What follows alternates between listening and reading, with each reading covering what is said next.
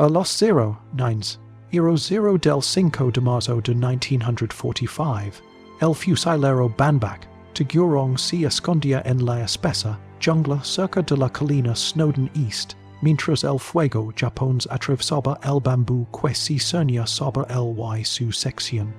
Tenía 24 años y ya había vivido la brutal primera expedición 2 años antes. 3 meses antes había sido despojado de su rango de cabo por un error que no había cometido. La compañía B del tercer batallón, segundos fusileros Gurkha, había visto que recurrente y 5 hombres al intentar tomar esa misma colina el día anterior. Ahora la 54. A división japonesa controlaba la alta cresta con bunkers conectados y pozos de tiro ocultos que cubrían todos los ángulos. Las cifras de batallas anteriores demostraban la seriedad de la lucha. De los 3,000 Gurkhas que entraron en Birmania durante la Operación Longcloth en febrero de 1943, solo 2,182 lograron regresar. 818 hombres habían desaparecido, casi una cua de parte de la fuerza. Banbach había sido uno de los supervivientes que cruzaron el río Chind en medio hambrientos y enfermos. Se había ganado su ascenso a Nike durante esa misión. Tras guiar a sus hombres a través de un denso territorio enemigo durante 3 meses. Usó explosivos en los vías del tren y evitó los patrullas japoneses una y otra vez. Entonces ligó el desastre en septiembre de 1944. Su comandante de pelotón lo ordenó toma una colina durante las operaciones de Aracon y tomó la posición exactamente como se la había indicado. Solo más tarde, los oficiales descubrieron que se había equivocado de colina. Las coordenadas se habían dado incorrectamente, pero la culpa recayó en Banbach.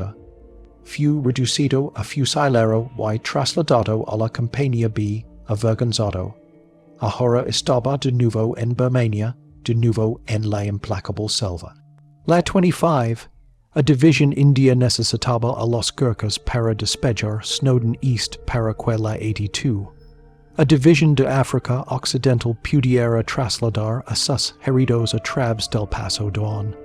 Los japoneses habían tomado la colina durante la noche del 4 de marzo. Todo el camino ascendente estaba cubierto por ametralladoras, morteros, granadas y un francotirador letal que se encontraba en un árbol a 75 metros de distancia. Ese francotirador ya había cobrado 3 vidas en la sección de Banbach. Su comandante de sección había muerto y 10 hombres estaban inmovilizados en la hierba elefante, incapaces de avanzar ni retroceder. El francotirador volvió a disparar y cada disparo resonaba con la amenaza de que otro Gurkha muriera. Banbach intentó apuntar desde el suelo, pero el ángulo era incorrecto y no tenía una visión clara. Sabía que tenía que ponerse de pie para ver al francotirador.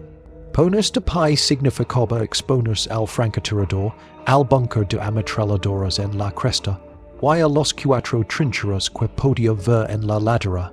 Sus compañeros lo miraron con incredulidad.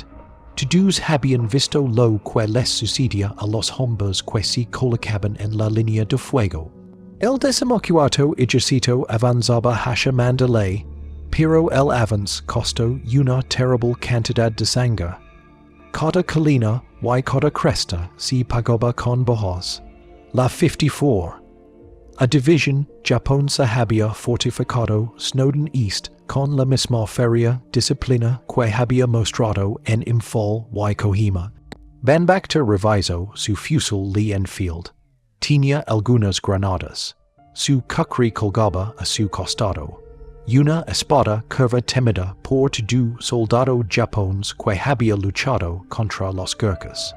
Pero ninguna de esas armas importaba si el francotirador los mataba uno a uno. La decisión la ligó rápidamente. Sin esperar órdenes, se puso de pie. Los balas de ametralladora lo cortaron. El bambú se estilaba a su alrededor. Ignoró el caos y centró su mira en el francotirador. Apretó el gatillo El francotirador si desplomo del árbol y cayó al suelo y muerto.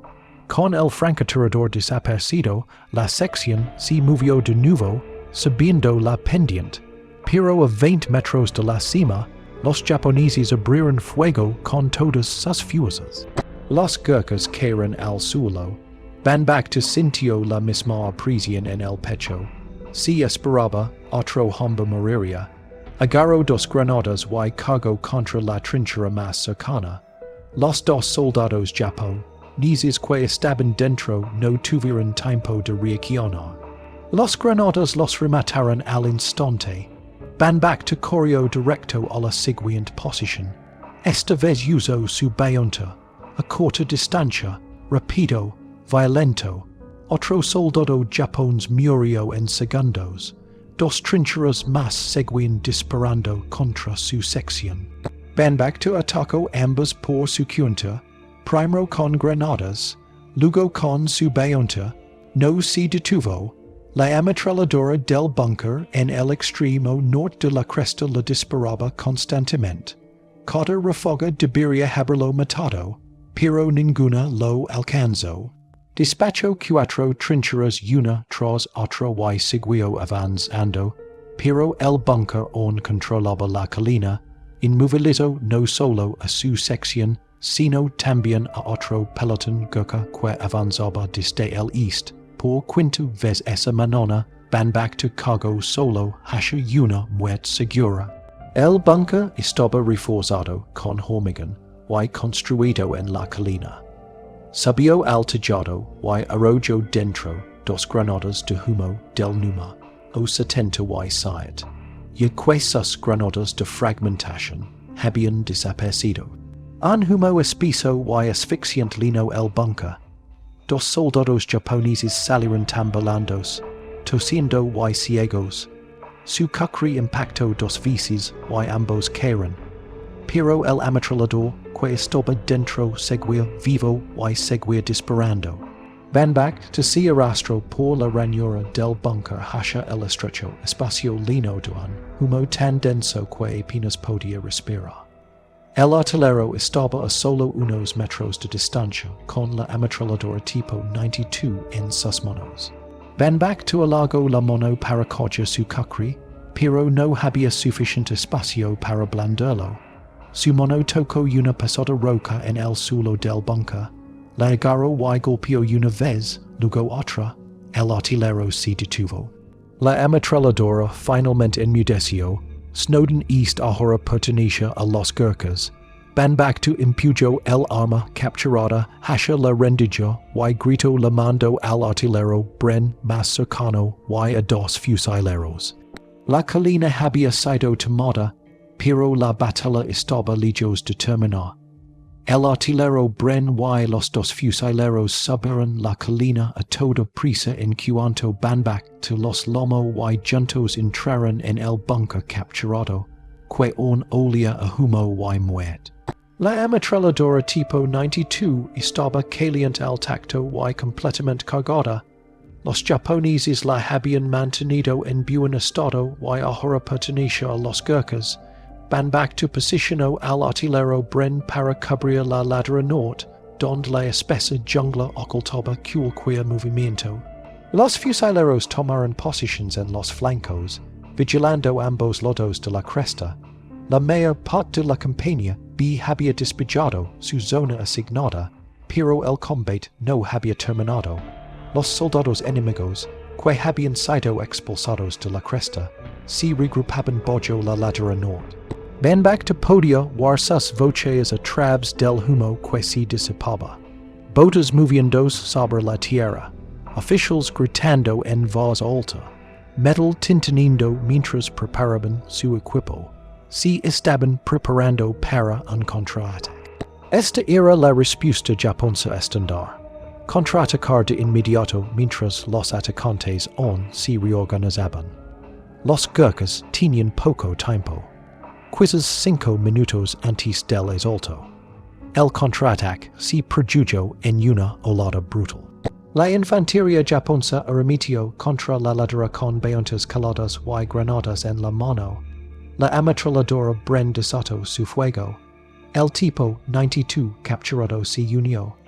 Van back to disparo su li Enfield una y otra vez, identificando objetivos en cuanto a presión entre la vegetación. El enemigo avanzaba en grupos de 5 o 6 a la vez. Eran disciplinados y decididos. Habían defendido este terreno solo un día, pero lo habían fortificado con destreza. Aún así, los Gurkhas se mantuvieron firmes. El bunker que había sido una trampa 30 minutos antes ahora servía de fortaleza. 3 armas dispararon en arcos superpuestos.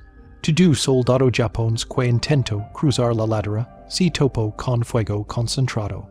Los cuerpos cayeron y se amontonaron al pie de la cresta. El asalto se ralentizó, luego flaqueó y finalmente se desintegró. Los japoneses supervivientes se retiraron a la selva en grupos dispersos. Snowden East estaba a salvo. Al mediodía, la colina pertenecía a la 25ª División y la ruta hacia El Paso donde finalmente estaba abierta, la 82, a División de África Occidental ya podía trasladar a sus heridos a un lugar seguro. La campaña vicantaba los bajos, 45 Gurkhas muertos o heridos durante la lucha por recuperar la colina, 66 japoneses muertos dispersos por la ladera. Esta era la aritmética de la guerra de Birmania.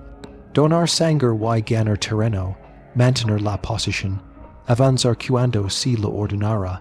Banbactu estaba sentado dentro del bunker recuperando el aliento cuando el comandante de su compañía se lo acercó.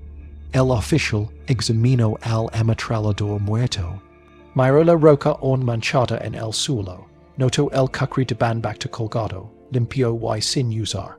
El oficial no hizo preguntas, solo asintió. A veces un soldado debe usar lo que tenga a mano. La historia de lo que Banbactu había hecho se extendió por el batallón al anochecer. El fusilero que se había mantenido erguido botó el fuego de un francotirador y lo había matado de un solo disparo. El mismo hombre que había cargado 4 trincheras el solo usando granadas y bayonetas para despejar cada posición. El hombre que se había subido a un bunker de hormigón y había rematado al ametrallador con una piedra. Quienes lo conocían desde la expedición de Chindit no se sorprendieron. Ya habían visto cómo se desenvolvía bajo prisión. Otros oían su nombre por primera vez. Lo que desconocían era el peso que había cargado desde su degradación en septiembre.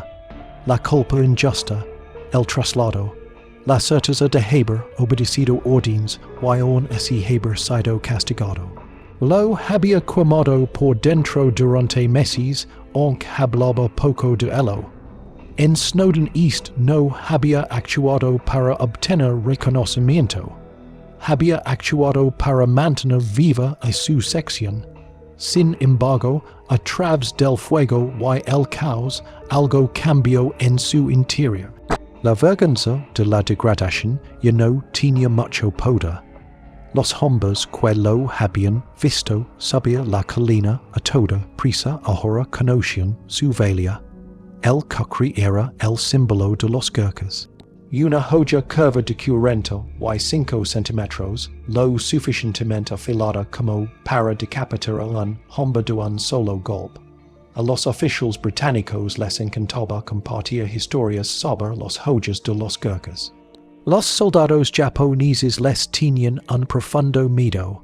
Sin embargo, dentro del bunker, el cacri había sido inútil porque el espacio era demasiado estrecho para blandir la joya.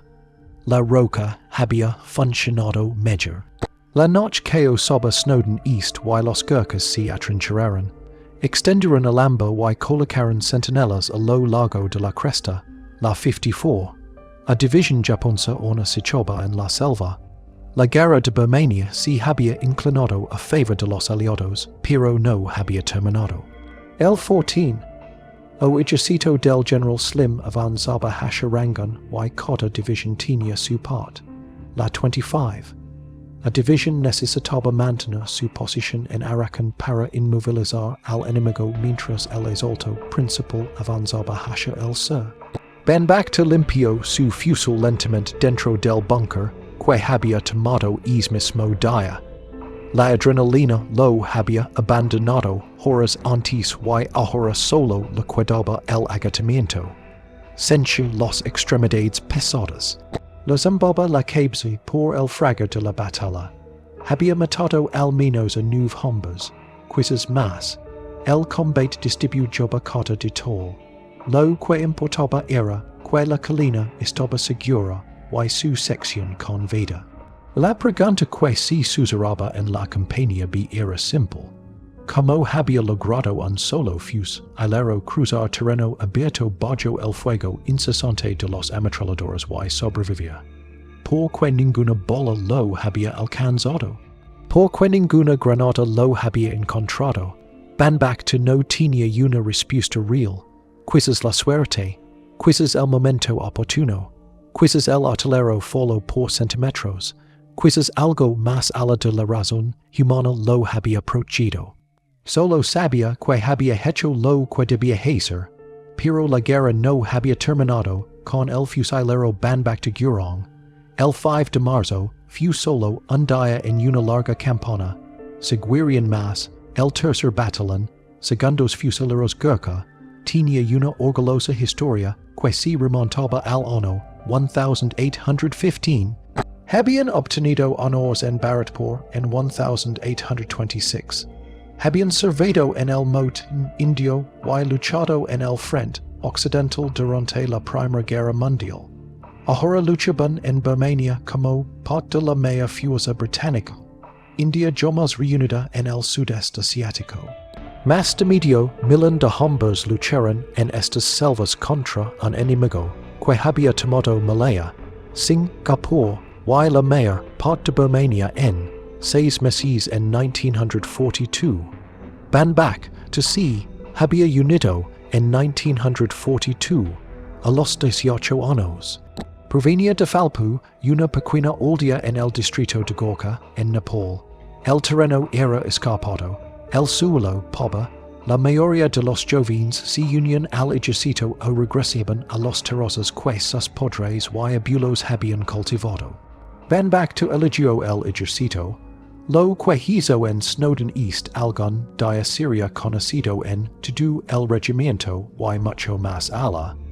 Pero en ese momento, dentro del búnker, solo sentía fatiga y el silencioso alivio de saber que él y sus compañeros seguían con vida. Benbacta se había unido al regimiento en 1940, a los 18 años, dejando atrás los escarpados campos de Falpu, en el distrito de Gorkha, donde la mayoría de los jóvenes servían en el ejército o trabajaban en las mismas terrazas que sus familias habían cultivado durante generaciones. Los británicos pagaban bien, y la reputación de tenacidad de los Gurkha era legendaria en todo el imperio.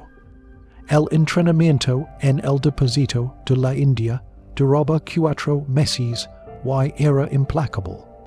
Los instructores presionaban a los reclutas hasta que los más débiles se desplomaban. Los días estaban llenos de ejercicios de fusil con la bayoneta Enfield, prácticas de combate cuerpo a cuerpo con el Kukri y marchas interminables que ponían a prueba la resistencia. Solo los más fuertes se mantenían y Benbacta los superaba con facilidad. Era compacto y poderoso, acostumbrado a escalar montañas a diario destinino. A principios de 1943, había obtenido el rango de lancero, Nike y poco después se unió a la Operación Longcloth. Este fue el experimento del brigadier Ord Wingate, diseñado para demostrar que las tropas británicas y indias podían luchar en las profundidades del territorio japonés. Más de 3,000 hombres cruzaron el río Chindwen el 14 de febrero de 1943. Marcharon a través de la espesa selva durante más de 1,000 millas, cortando vías férreas, distrayendo rutas de suministro, y alimentandos de los lanzamientos aéreos, y de lo que pudieran encontrar. Lucharon en escaramuzas con patrullas japonesas, y resistieron a pesar de la enfermedad, el hambre y el agotamiento. Cuando la operación terminó 3 meses después, 818 hombres estaban muertos, desaparecidos o capturados. Muchos de los que regresaron estaban tan débiles que apenas podían caminar. La malaria, la disentería y el hambre redujeron a los soldados fuertes esqueletos. Solo 600 de los sobrevivientes fueron considerados aptos para continuar en el servicio. Benbactu estaba entre ellos y durante esa misión fue ascendido a Nike por liderar a su sección en una emboscada. Ese ascenso significó mucho para él, y que demostró que podía guiar a los hombres bajo prisión. Los veteranos Chindit formaron una estrecha hermandad gracias a que habían soportado la enfermedad, el hambre y largas marchas que pocos soldados podían imaginar. Luego ligó la campana de Arakan a finales de 1944. El tercer batallón avanzó por la costa como parte de la 25ª División. El 19 de septiembre, Benbactu recibió órdenes del comandante de su pelotón de tomar una colina específica. Siguió los órdenes al pie de la letra y su sección ascendió la cuadrícula correcta que se le había dado. Mantuvieron la posición y se atrincheraron esperando la llegada del resto de la campaña. Cuando el comandante de la campaña vio la ubicación, se enfureció. Era la colina equivocada. El teniente había dado coordenadas incorrectas, pero culpó a Benbactu. El comandante del batallón aceptó la versión del oficial. Benbactu intentó explicar que había seguido la coordenada que le habían dado, pero un Gurkha al estado tenía poca autoridad contra la palabra de un oficial. Fue acusado de negligencia en el deber, despojado de su rango y transferido a la campaña B. Esta injusticia le dolió profundamente. Había pasado menos de 2 años como antes de ser enviado de vuelta a la base. Otros fusileros con menos experiencia y menos batallas tras ellos fueron ascendidos, mientras que él permaneció deshonrado. Sin embargo, guardó silencio. Cumplió con su deber sin quejarse porque sabía que su antigua sección entendía la verdad. Para febrero de 1945, el tercer batallón desembarcó en Raiwa y comenzó a avanzar tierra adentro hacia Temandú. La 54, a división japonesa defendió cada cresta con fría determinación. La campaña B recibió órdenes de retomar Snowden East tras el asalto nocturno japonés del 4 de marzo. 40 y 5 Gurkhas se perdieron en ese primer intento. Benbactu se encontraba ahora en la vanguardia del segundo ataque el 5 de marzo. Lo que sucedió después marcaría el resto de su vida. Pero la batalla en Snowden East fue solo el comienzo. Durante la semana siguiente al asalto, el batallón mantuvo la cresta.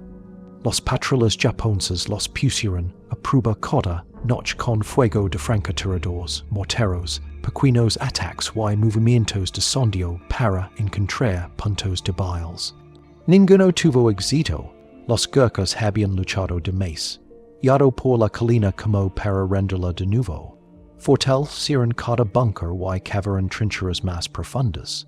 Convirtieron la cresta en el mismo tipo de fortaleza que los japoneses habían creído antes de perderla. A mediados de marzo, la 25, a división se adentró más en Arakan. La 54, a división japonesa llevó a cabo una retirada combativa. Mantuvieron cada cresta durante 2 o 3 días, infligiendo bajas antes de replegarse a la siguiente línea defensiva. Era la misma táctica que habían empleado en Birmania, que los británicos pagaron por cada paso. Mientras tanto, el comandante de la campaña redactó el informe de acción para Snowden East. Los detalles eran minuciosos. Se indicaban los horarios, se describían las posiciones. Los testigos confirmaron cada parte. La muerte del francotirador. Los cuatro trincheras que van back to había despejado solo. El asalto al bunker. La roca. Los oficiales que habían luchado en Birmania durante años habían visto courage antes. Pero esto superaba la valencia normal. Un hombre había desmantelado 5 posiciones enemigas bajo fuego incesante. Cumplía con los criterios para el máximo reconocimiento.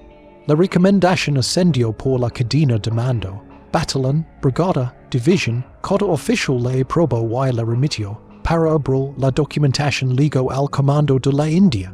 Se redactó una citación formal en un lenguaje militar frío y preciso.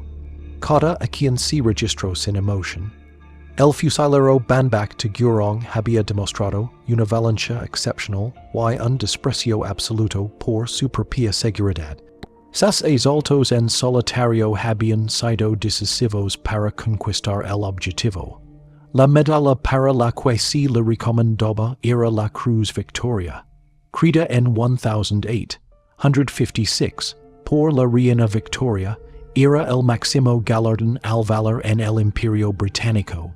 Durante toda la Segunda Guerra Mundial, solo 10 gurkhas lo recibirían. El anuncio no la ligaría hasta meses después. Continuó con sus funciones como siempre. Patrolaba turnos de guardia, limpiando armas y preparándose para la siguiente batalla. El tercer batallón seguía avanzando a través de la selva, y el pantono, enfrentando emboscadas, trampas explosivas y la resistencia japonesa dispersa. La campana de Birmania estaba lejos de terminar, y los hombres enfrentaban peligros a diario. Pero el suceso ocurrido en Snowdon East el 5 de marzo de 1945 ya estaba repercusión, do en el regimiento y pronto en todo el ejército. Definiría el legado de Banbach to mucho después de que las armas de Birmania se silenciaron.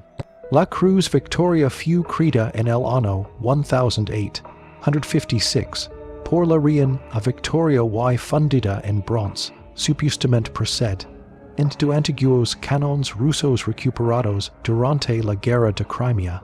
Si bien los historiadores debatieron su origen, el significado de la condecoración nunca cambió. Reconoce actos de valencia realizados frente al enemigo, y solo 10 gurkhas la recibieron durante toda la Segunda Guerra Mundial. El anuncio oficial de la condecoración Banbach apareció en la Gaceta de Londres el 1 de junio de 1945. Para entonces, la guerra en Europa había terminado con la rendición de Alemania el 8 de mayo, y aunque Japón continuaba luchando, el colapso final se acercaba. Los fuerzas estadounidenses se acercaban a las islas y el 14. El ejército británico había capturado Rangoon el 3 de mayo. Birmania estaba casi totalmente liberada y el ejército japonés se replegaba hacia Tailandia y Malaysia, intentando defender lo que quedaba de su territorio. Banbach desconoce su nominación para la condecoración, ya que los soldados rusos nunca se les informaba sobre las recomendaciones. Demasiadas cosas podían salir mal. Un cuartel general superior podría perder la documentación o rebajar la categoría de la medalla. Él simplemente continuó cumpliendo con sus deberes, patrulla, puestos de guardia, limpieza de armas, marcha de secciones por caminos embarrados, los mismas tareas interminables que llenaban los días entre batallas. El tercer batallón avanzó hacia el sur durante abril y mayo, y aunque la resistencia japonesa se debilitó, siguió siendo extremadamente peligroso. Seguían ocurriendo emboscadas, las minas seguían explotando, los francotiradores seguían disparando desde la selva, seguían muriendo hombres. Un fusilero de la sección de Banbach murió a causa de una mina terrestre. Otro a causa de un francotirador. Dos más resultaron heridos por fragmentos de granada. Est era el lento discast que definia la guerra de infanteria, luego ligo la temporada de monzones en junio. Las fuertes lluvias convertirán la selva en un pantano, y los caminos en ríos de lodo. Los operations se ralentizaron porque nada podía moverse. El 14º ejercito se centró en consolidar sus avances y planificar la siguiente gran acción, la Operación Zipper y la invasión de Malaysia. Se esperaba la participación del tercer batallón. Agosto ligó con acontecimientos que conmoción eran al mundo. Los estadounidenses lanzaron bombas atómicas sobre Hiroshima y Nagasaki. La Unión Soviética declaró la guerra a Japón. El 15 de agosto, el emperador Hirohito anunció la rendición japonesa. Tras 6 años de conflicto global, la guerra finalmente llegaba a su fin. Los hombres de la campaña recibieron la noticia en un campamento al sur de Rango. Algunos vituraron, otros simplemente permanecieron en silencio, como esperando que alguien les dijera que la guerra comenzaría de nuevo al día siguiente. Se acabaron los marches por el pantano, se acabaron las emboscadas en la selva. Vivirían para volver a casa. 3 días después, Banbach fue llamado a la tienda del comandante de la campaña. El oficial le informó sobre la Cruz Victoria, le explicó el significado de la condecoración, le dijo que la entrega formal se realizaría en la India, en el cuartel general de la división, y que el rey Jorge VI entregaría la medalla más tarde en Inglaterra, cuando se pudieran hacer los arreglos necesarios. Pero el regreso a casa de los soldados de todo el imperio llevó tiempo porque la desmovilización era un proceso lento. Había formularios que completar, barcos que preparar y miles de hombres que procesar. Aún así, la noticia se extendió por el batallón casi de inmediato. El discreto fusilero que había sido degradado 6 meses antes recibía el mayor honor que un soldado del imperio podía merecer. Algunos de los suboficiales más veteranos que habían luchado a su lado durante la expedición chindet asintieron con complicidad. Habían presenciado su valencia años atrás. Otros apenas ahora conocían su nombre. Sin embargo, el detalle que convirtió su historia en leyenda era simple. Una piedra usada dentro de un bunker cuando el Kukri no podía blandarse. Los oficiales la contaban en escenas formales. Los soldados Gurkha la repetían entre ellos. La historia se extendió mucho más allá de Snowdon East. Para septiembre, todos en el regimiento sabían lo que había hecho. Pero para Banbachta, la vida no era sencilla. Su madre en Falpu era viuda y estaba frágil. Su esposa era joven y necesitaba apoyo. Tenía responsabilidades que el ejército no podía asumir. Su comandante intentó persuadirlo para que se quedara. Le ofreció restituir su rango de knight de inmediato. Le dijo que podría convertirse en havildar en un año. La Cruz Victoria lo cambió todo para su carrera. Sin embargo, Banbachta se negó cortes pero firmemente. Había cumplido con su deber. Había dedicado 4 años de su vida a la guerra. Había marchado con los Chindet. Había luchado en Tamandu. Había tomado Snowdon East. Era suficiente. Decide regresar a Nepal y cuidar de su familia. El ejército respetó su decisión. Cuando fue licenciado en enero de 1946, le restituyeron su rango knight y le otorgaron el título honorífico de havildar. Su documentación indicaba bajo honorable y incluía la condecoración oficial de la Cruz Victoria. La ceremonia de entrega tuvo lugar antes de que abandonara la India. En el patio de armas, la división formó filas. Los oficiales saludaron. El general dio un paso al frente. Se colocó la medalla en el pecho y le estrechó la mano. Los fotógrafos capturaron el momento y las imágenes aparecieron posteriormente en periódicos británicos, describiéndolo como el Gurkha que había derrotado a un ametrallador japonés con una piedra. Fue una historia que encantó al público. Inspiró a los reclutas. Pero los periódicos no mention eran lo que sucedió después. En 1946, van back to Vigo a Londres para la ceremonia oficial en el Palacio de Buckingham. El rey Jorge VI se encontraba ante filas de militares de todo el imperio. Algunos vestían uniformes de la marina, otros de la fusilería, algunos eran británicos, algunos de la Commonwealth, algunos eran Gurkhas. Todos habían realizado actos de asombrosa valencia. Uno a uno dieron un paso al frente. El rey les colocó los medallas y pronunció unas palabras. Van Back no hablaba mucho inglés, así que un traductor transmitió el mensaje. La ceremonia duró solo unos minutos para cada hombre. Efficient y formal al estilo británico. Se tomaron fotografías, se firmaron documentos, luego pudo regresar a casa. Había visto Londres, había conocido al rey, había recibido el mayor honor que el imperio podía otorgar. Ahora solo deseaba volver a la tranquila vida de Falpu. La guerra había terminado y él también. Cuando Van Back finalmente regresó a Falpu, encontró la aldea igual que el mundo que había dejado atrás. Los campos enteros excavados en las empinadas colinas seguían igual. Las casas de piedra aún se alzaban bajo la sombra de las montañas que se alzaban en todas direcciones. La vida allí seguía un ritmo más antiguo que cualquier ejército. Los hombres plantaban arroz durante el monzón y cosechaban en otoño. Cuidaban cabros y ganado y reconstruían los muros de los terrazas cuando la lluvia los derribaba. En Falpu, pocos aldeanos sabían que era una cruz victoria. Lo que entendían era simple. Van Back había enviado dinero a casa durante la guerra y ahora había regresado con vida.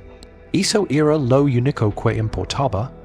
Su esposa lo había esperado durante 4 largos años mientras él luchaba en Birmania y la India. Se casaron jóvenes justo antes de que él se alistara y ella llevó sola las cargas del hogar mientras él no estaba. Ahora comenzaban su vida juntos como es debido. Durante la siguiente década tuvieron 3 hijos y cada uno de ellos se uniría algún día a los segundos rifles Gurkha, continuando la tradición que su padre había fortalecido a sangre y fuego. Aunque Van Back vivió la tranquila vida de un granjero, el regimiento nunca lo olvidó. Fue invitado a visitarlo regularmente a lo largo de los años. En la década de 1950 viajó a Malaysia, donde el batallón luchó contra los guerrillas comunistas durante el estado de emergencia. En la década de 1960, los visitó de nuevo en Hong Kong. En la década de 1970, viajó a Inglaterra como invitado del regimiento. Cada visita era ceremonial. Los jóvenes soldados lo saludaban. Los oficiales le estrechaban la mano. Llevaba sus medallas y uniforme. Era un recordatorio viviente del coraje de los Gurkha. El regimiento pagó todos los gastos de su viaje y estancia. Lo honraron como hero. En 1994, el segundo cuerpo de fusileros Gurkha se fusionó con otras unidades debido a los recortes presupuestarios y la reestructuración del ejército. Después de 179 años, el regimiento dejó de existir como batallón independiente. El día de Temandú, celebrado cada 5 de marzo en memoria de la batalla, donde Van Back obtuvo la Cruz Victoria, fue dispersión gradualmente a medida que las nuevas formaciones creían sus propias tradiciones. Su historia se convirtió en parte de una historia más amplia. Sin embargo, el ejército encontró otra manera de preservar su legado. En el año 2000, el ejército británico bautizó con su nombre un centro de entrenamiento en la guarnición de Catterick. El blog Van Back de Gurong servía de recordatorio a cada recluta Gurkha de lo que uno de los suyos había hecho en Birmania. Los jovens soldados pasaban junto a su nombre a diario, cargando sus mochilas y rifles durante el entrenamiento. Conocían la historia del fusilero que despejó 5 posiciones japonesas con granadas, bayonets, kukri y, finalmente, una piedra. Se convirtió en un referente, a medida que Banbacto en Vigicia desarrolló asma que fue empeorando poco a poco. Para el año 2004, vivía con su hijo menor en el distrito de Gorka. No lejos de las colinas donde se había criado. Tenía 86 años. Su respiración se debilitaba y pasaba la mayor parte del día en casa, rodeado de su familia. Aunque sus últimos años fueron difíciles, permaneció rodeado de sus hijos, nietos y, finalmente, bisnietos que lo cuidaron. El 1 de marzo del año 2008, Banbacto falleció en casa de su hijo. La noticia llegó al Museo Gurkha en Winchester, Inglaterra, en cuestión de días. Periódicos de toda Gran Bretaña escribieron homenajes en el Telegraph, el Times y otras publicaciones. Historiadores militares lo honraron como el último soldado Gurkha superviviente condecorado con la Cruz Victoria por su servicio en Birmania. Solo unos pocos Gurkha que recibieron la medalla de la Segunda Guerra Mundial aún vivían y ahora el número era aún menor. Su Cruz Victoria se colocó en el Museo Gurkha para que las generaciones futuras pudieran verla. La medalla ahora reposa en una vitrina junto a las otras 9 Cruces Victoria obtenidas por soldados Gurkha durante la guerra. Los visitantes leen la mención, observan fotografías de Banbacto cuando era un joven fusilero uniformado. El museo mantiene viva su memoria. Sin embargo, la piedra que usó dentro del búnker no se encuentra por ningún lado. Nadie pensó en guardarla. Después de todo, había sido solo una piedra del suelo de la selva hasta el momento en que se convirtió en un arma. Lo más probable es que permaneciera en el suelo del búnker cuando la compañía se trasladó días después. Quizás un destacamento funerario japonés la retiró al retirar a los muertos. Quizás aún es oculta bajo la vegetación selvática que ha reclamado Snowden East ahora parte de la actual Myanmar. Lo cierto es que las armas improvisadas rara vez sobreviven. Las granadas explotan, los rifles se levan, los kukris se conservan, y se transmiten de generación en generación. Pero una roca se olvida en cuanto cumple su propósito. Vuelve a ser común, aunque la historia haya sido moldada por ella. Los hombres que lucharon con Banbacto en Snowden East ya no están. El último veterano de la compañía falleció 6 años. Nadie con vida lo va a levantarse bajo el fuego de los francotiradores. Nadie lo va a cargar solo contra 4 trincheras. Nadie se arrastró tras el hacha el búnker lleno de humo. Solo sobreviven los relatos escritos, diarios de guerra, citaciones oficiales, exhibiciones de museos, historias contadas por personas que no estuvieron allí.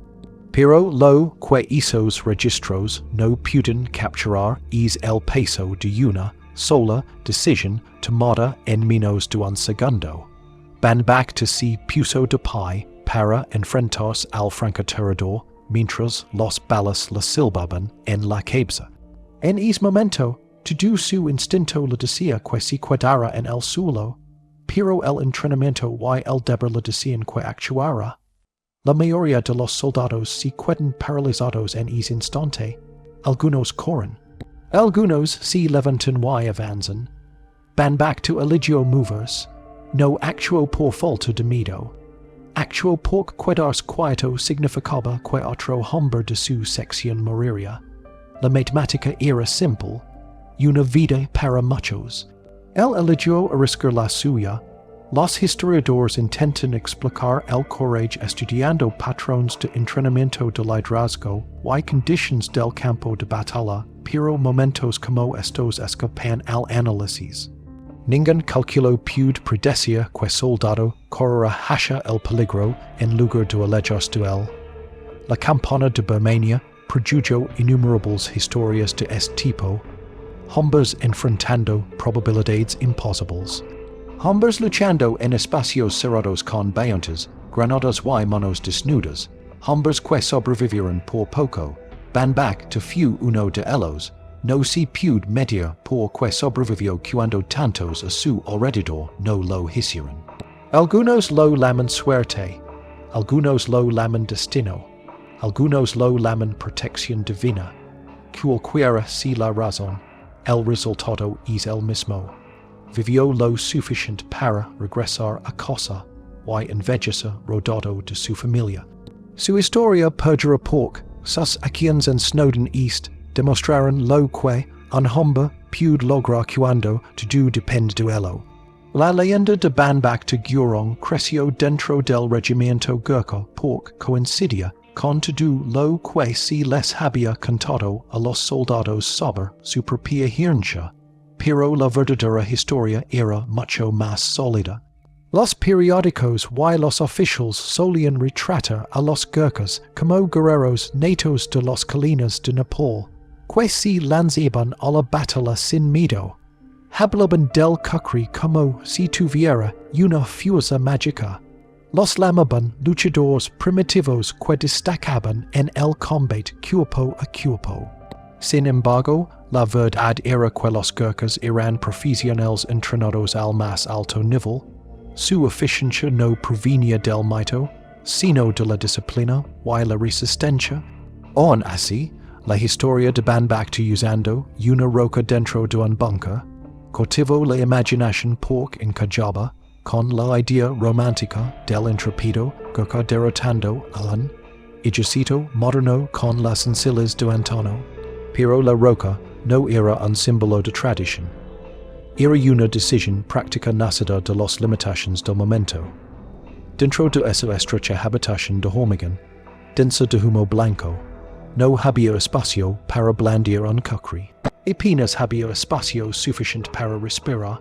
Su bayoneta habría sido demasiado larga para maniobrar. Sus granadas ya habían desaparecido.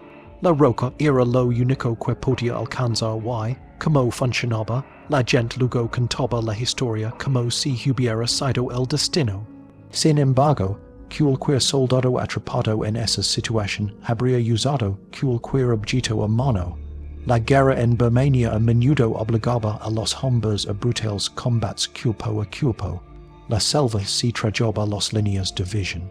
Se construían bunkers en la tierra con entradas estrechas. Los trincheras se ocultaban bajo los raíces. Los soldados luchaban a distancias que se medían en pies. Muchos hombres de ambos bandos usaban piedras, palos, mangos de cuchillos e incluso los manos desnudas cuando el caos de la batalla los dejaba sin nada más. La campana de Birmania estuvo llena de tales improvisations. El propio entorno destrozaba a los soldados. Las enfermedades eran más mortales que el combate. La malaria, la disentería y el tifus se propagaban entre los filas. La podredumbre de la selva infectaba los heridos. Las sanguijuelas se adherían a la piel. Las fuentes de agua estaban sucias y los hombres luchaban por mantenerse hidratados. Las columnas avanzaban lentamente porque los cruces enredaderas tiraban de sus uniformes. Los francotiradores se escondían en los árboles. Había minas enterradas a lo largo de cada sendero. Unidades enteras se debilitaban no por los balas, sino por fibras que iban y venían como marias. Banbak sobrevivió a la Operación Longcloth, donde cientos de personas murieron de hambre y enfermedad. Sobrevivió a la campana de Arakan, donde los hombres se desplomaron por el calor y la deshidratación. Sobrevivió a Snowden East, donde los balas se incendiaron a centímetros de él. Su cuerpo resistió todo lo que se le puso por delante, y hizo solo lo marcó como afortunado. Muchos veteranos chindit nunca recuperaron la salud. La expedición los había agotado. Sin embargo, Banbak continuó trabajando en los campos durante décadas después de la guerra, y vivió hasta los 86 años. Esa resistencia fue tan notable como todo lo que hizo en batalla. La tradición Gurkha tenía sus raíces en siglos de reclutamiento por parte de los británicos. El ejército buscaba hombres fuertes y disciplinados de los tribus de los montanos de Nepal, y el acuerdo benefició a ambos bandos. Nepal recibió apoyo financiero para permitir que sus ciudadanos se unieran a las fuerzas británicas. Los soldados Gurkha recibían una paga mucho mayor que la que podía proporcionar el trabajo en las aldeas locales. Gran Bretaña obtuvo una fuerza de infantería leal y altamente efectiva.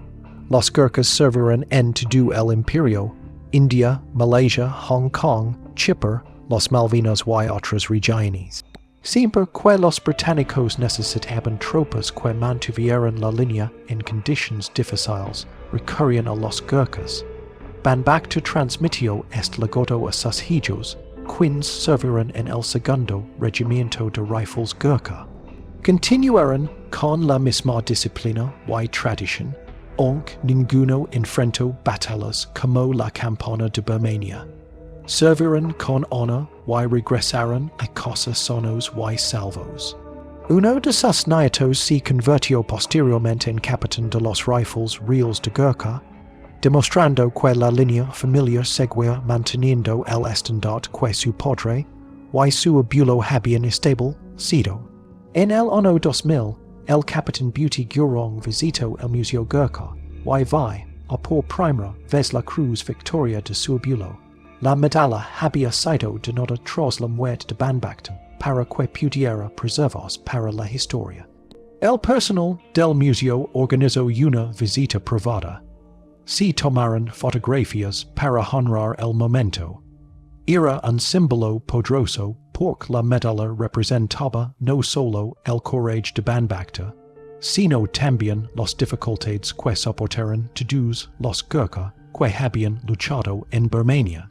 La pregunta que a menudo se hacen los historiadores es que hizo que el 5 de marzo de 1945 fuera diferente de cualquier otro día. Porque Banbacta sobrevivió cuando docenas de personas a su alrededor habían muerto. Fue por su habilidad superior, fue por suerte, fue algo espiritual, o fue la naturaleza impredecible de la batalla, donde los balas fallan por centímetros y el destino decide quién vive y quién no. La respuesta no cambió nada, porque el resultado permaneció inalterado. Vivió lo suficiente para que se contara la historia. Sin embargo, hubo un detalle que lo marcó todo, incluso antes de que se disparara el primer tiro en Snowdon East. Este detalle fue el descenso. Muchos relatan la historia como si el descenso lo motivara a demostrar su valía, pero esta interpretación provenía principalmente de perspectivas occidentales que atribuyeron ambición personal a sus acciones. Banbacta no estaba impulsado por el orgullo en ese momento. Provenía de una cultura donde la comunidad importaba más que el ascenso individual. Su único objetivo había sido mantener viva a su sección. Sin embargo, el descenso alteró el rumbo de su vida. Sin él, no habría sido transferido a la Compañía B. Sin él, no habría estado en la vanguardia del ataque. Habría comandado una sección de su antigua compañía y otro fusilero se habría enfrentado al francotirador y a los trincheras. La historia habría seguido un curso diferente. Era de un oficial que dio las coordenadas equivocadas repercutió en el tiempo. Colocó a Banbacta en el lugar exacto donde nacería la leyenda. La ironía hirió a quienes posteriormente estudiaron el suceso. El oficial responsable continuó su carrera, ascendiendo a capitán y retirándose con honores. El hombre castigado por obedecer órdenes se convirtió en el héroe del regimiento. 10 Gurkhas recibirían la Cruz Victoria durante la Segunda Guerra Mundial y Banbacta fue el octavo. Otro condecorado la obtuvo 2 meses después. El fusilero Lacheman Gurung defendió su puesto después de que una granada le volara la mano y matara a docenas de soldados japoneses con un brazo restante. Su Valencia era casi inimaginable. Sin embargo, el mismo principio guió a ambos hombres. Reteros era imposible. Sobrevivir requiría quien. Estas historias están reunidas ahora en museos y libros. Hablan de un courage inimaginable. También hablan del inmenso cost. La campana de Birmania mató a más de 30 y 2,000 soldados británicos y de la Commonwealth y hirió a más de 80 y 7,000. Los japoneses sufrieron pérdidas mucho mayores, principalmente por enfermedades y hambruna. Cada colina, como Snowden East, representaba una pequeña parte de esta vasta destrucción. Los estadísticos no pueden explicar la experiencia humana de esas batallas. Para Banbacta, la guerra no se trataba de imperios. Se trataba de proteger al hombre que lo acompañaba. Esa verdad yace en el corazón de cada historia de infantería, completa la misión, mantén a tus compañeros con vida, sobrevive si el destino lo permite. Todo lo demás es una historia que se contará después.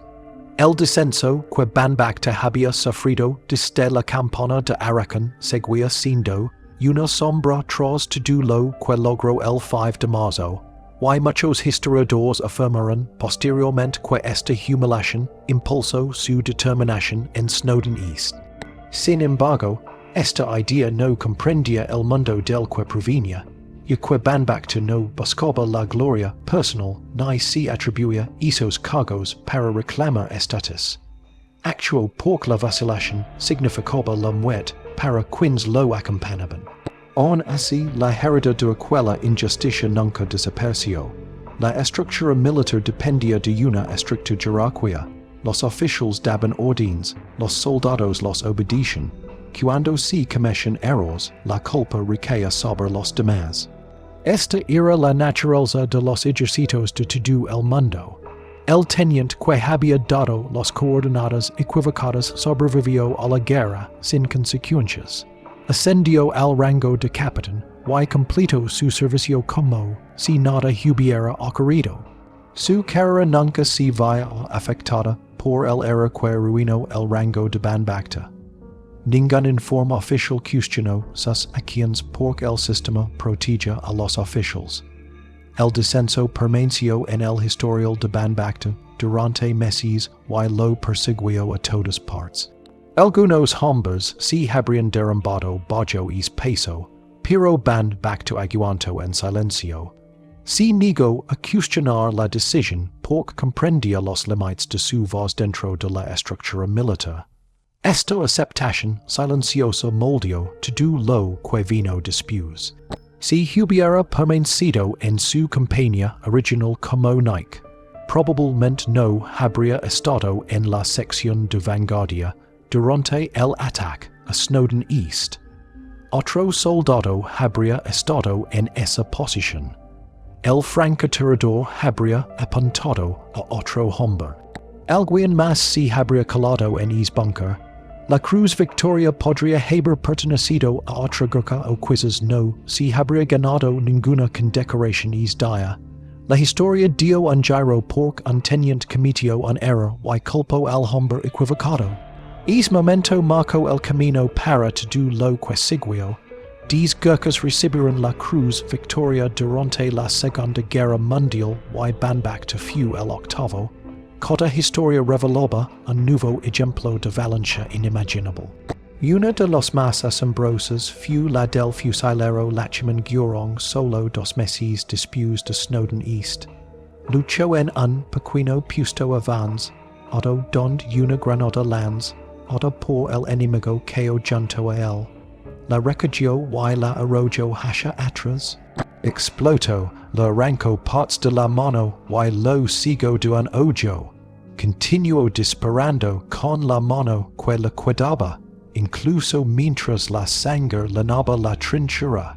Durante 4 horas mantuvo su posición y mató a 30 y un soldados japoneses. Sobrevivió. Sus acciones, al igual que los de Banbacta, mostraron una verdad que sorprendió a muchos que estudiaron sus registros. Estos hombres no actuaron por deseo de reconocimiento, actuaron porque no tenían otra opción. Quedarse quieto significaba la muerte. Reteros significoba la perdition para sus compañeros. La valencia en is nivel provenia del instinto, forjado por el entrenamiento, la lealtad y la voluntad de vivir el momento. La campana de Birmania trajo un sufrimiento infinito a todos los que lucharon allí. Más de 30 y 2,000 soldados británicos y de la Commonwealth murieron en el teatro de operations y más de 80 y 7,000 resultaron heridos. Los japoneses perdieron mucho más, con estimations que superan los 150 to 1,000 y possible, ment ligan a los 200,000, la mayoría por hambre y enfermedades, y que la selva consumía ejércitos enteros. Snowden East era una colina en 300. Los 66 cuerpos japoneses encontrados después de la batalla eran poco más que una estadística en una guerra donde miles caen cada semana. Sin embargo, los estadísticos nunca captan la lucha humana en cada enfrentamiento. Para Banbacta, la guerra no giraba en torno a nations ni banderas. Giraba en torno a los hombres que marchaban a su lado. El fusilero que compartía rations. El artillero Bren que disparaba esta que su canon brillaba. La sección que confiaba en él luchó para mantenerlos con vida. El combate de infantería reduce el mundo a unas pocas verdades simples. Proteger a tus compañeros. Completa la misión. Sobrevivir si la fortuna lo permite. Todo lo demás legaba después en informes y historias contadas lejos del campo de batalla.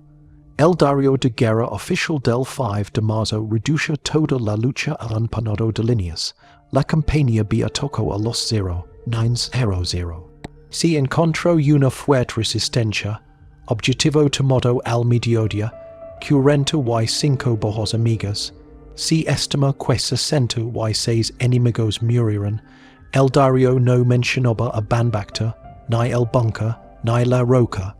No describía al francotirador, ni los granadas de humo, ni la estrecha rendija por la que Banbacta se arrastró.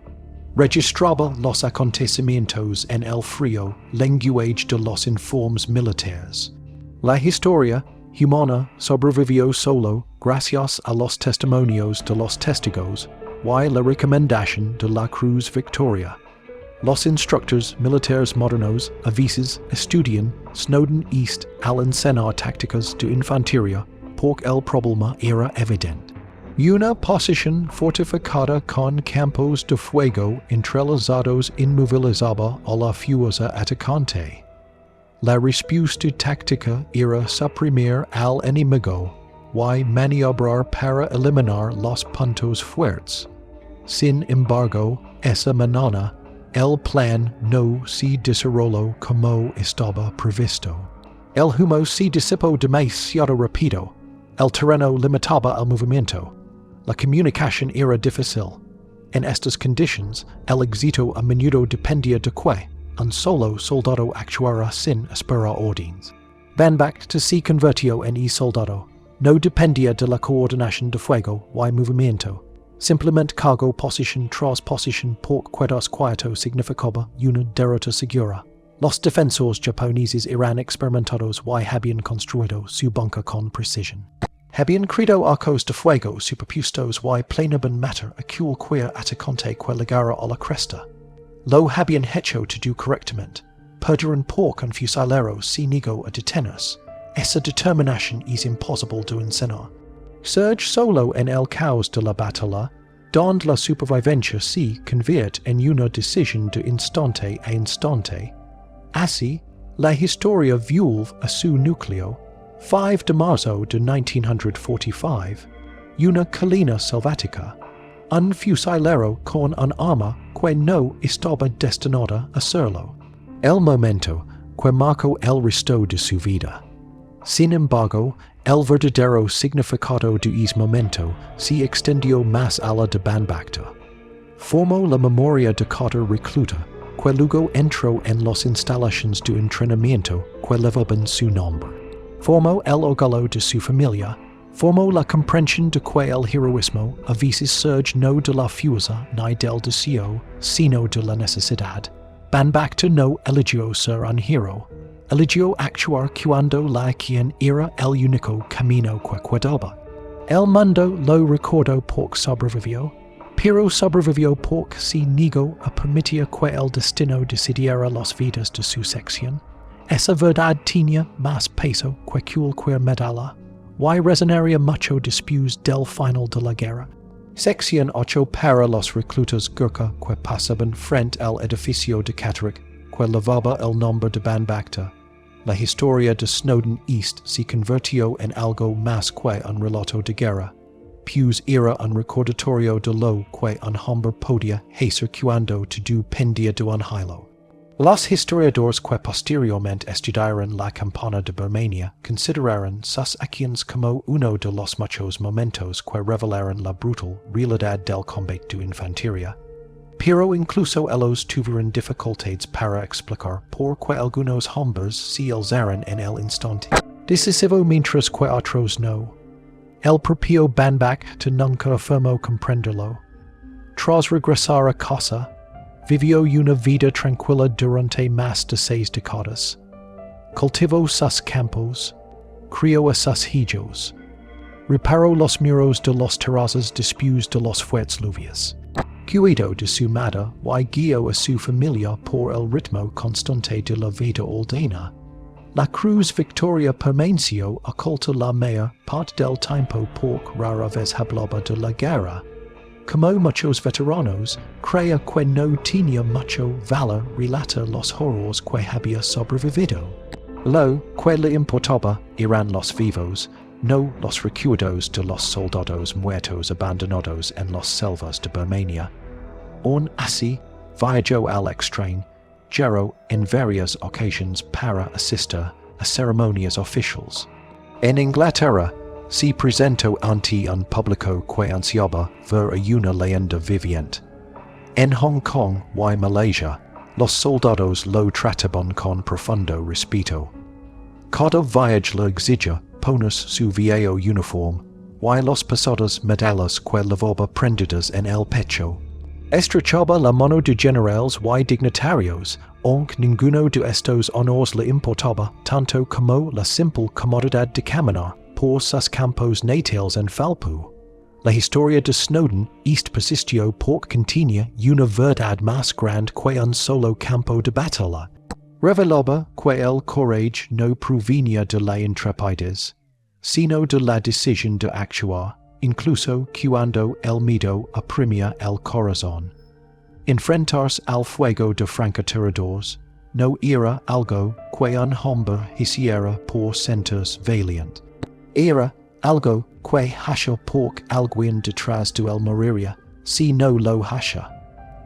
Cargar contra trincheras y arrastras hasta un búnker lleno de humo requería instinto y desesperación, moldeados por el entrenamiento y la lealtad. Ese era el verdadero peso de su legado.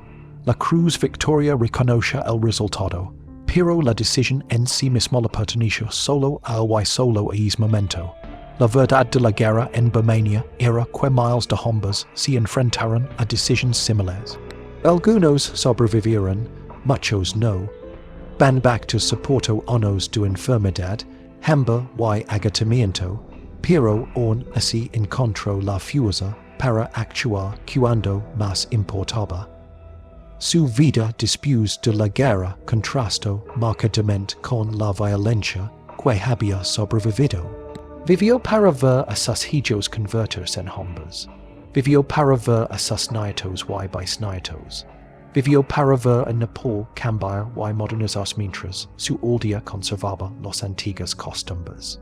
Su salud se deterioró lentamente a medida que el asma le oprimía los pulmones, y para el año 204 permanecía en casa la mayoría de los días respirando el aire de la montana lo mejor que podía. Sin embargo, nunca perdió su orgullo sereno ni la calma inquebrantable que lo había acompañado durante los momentos más peligrosos de su vida. El 1 de marzo del año 208 falleció en la casa de su hijo. Su muet Marco el fin de una era, yaquesi encontraba entre los últimos soldados Gurkha, supervivientes que habían obtenido la Cruz Victoria en Birmania. La noticia llegó al Museo Gurkha en Winchester, y pronto aparecieron homenages en el Telegraph, el Times y otros periódicos británicos. Su medalla ya se encontraba en el museo, repasando tras una vitrina. Se alzaba junto a los medallas de otros 9 Gurkhas que habían obtenido el mismo honor durante la guerra. Los visitantes podían leer su mención y ver fotografías de él cuando era un joven fusilero. Sin embargo, la roca que acabó con la vida del ametrallador había desaparecido. Nunca se conservó. Al final, solo fue una piedra extraída del suelo del búnker. Al terminar la batalla, volvió a ser lo que siempre había sido. Un pedazo de tierra.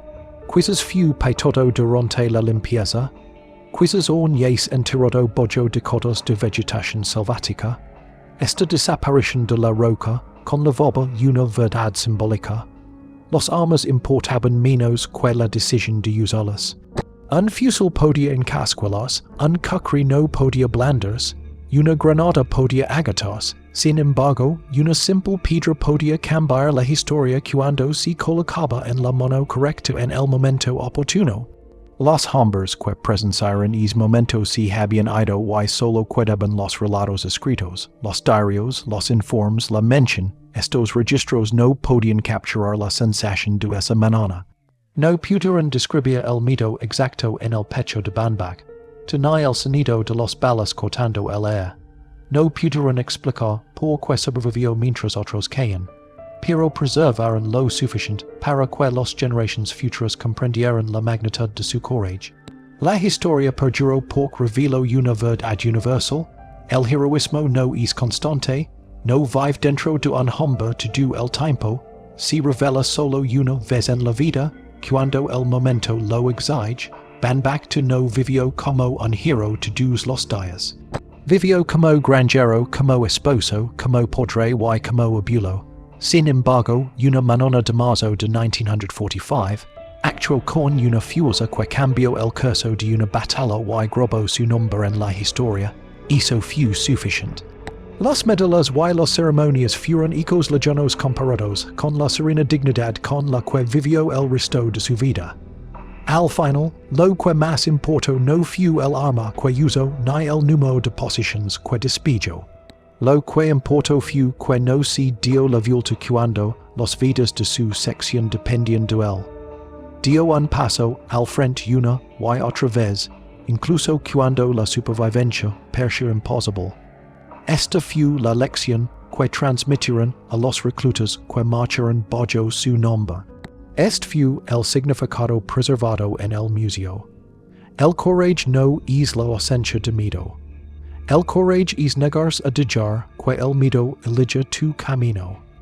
La roca nunca fue legendaria. El hombre que la sostuvo sí. Si quieres más historias de guerras olvidadas contadas con verdad, coraje y sin filtros, suscríbete ahora. Tu apoyo manchen vivas estas misiones.